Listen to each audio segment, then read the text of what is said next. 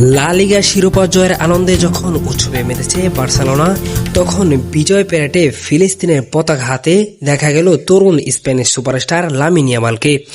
হাজারো সমর্থকের সামনেই পতাকা উড়িয়ে গাজার মানুষের প্রতি সংহতি জানান তিনি। রিয়াল মাদ্রিদকে 2-0 গোলে হারিয়ে টানা দ্বিতীয়বারের মতো লা লিগা জয়ের পর কাতালোনিয়ায় রাস্তায় বের হয় বার্সেলোনার জয়ের উৎসব।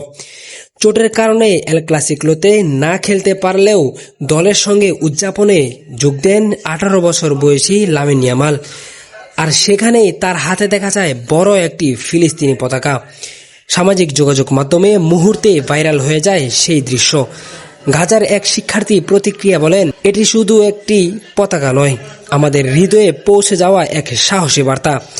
2023 সালের অক্টোবর থেকে চলমান ইসরায়েল হামাস সংঘাতের প্রেক্ষাপটে বিশ্ব ক্রীড়াঙ্গনে ফিলিস্তিনের প্রতি সংহতির নানা ছবি দেখা গেলেও ইয়ামালের মতো জনপ্রিয় ফুটবলারের এই অবস্থান নতুন করে আলোচনার জন্ম দিয়েছে। বার্সেলোনা কোচ হানসি ফ্লিকও বিষয়টি নিয়ে কথা বলছেন। তিনি জানান, আমি তাকে বলেছি, এটা যদি তোমার সিদ্ধান্ত হয় তবে সেটি তুমি বুঝেই নিয়েছ। উদযাপন শেষে নিজের ইনস্টাগ্রামেও ফিলিস্তিনি পতাকা সহ ছবি পোস্ট করেন লামিন ইয়ামাল। ইতিমধ্যেই সেই ইনস্টাগ্রাম পোস্টে পড়েছে 50 লাখের বেশি লাইক। মানবতা, সাহস আর সংহতির এক প্রতীক হয়ে উঠছেন Lamine Yamal. Mujahidul Islam Noman, Mufid sports.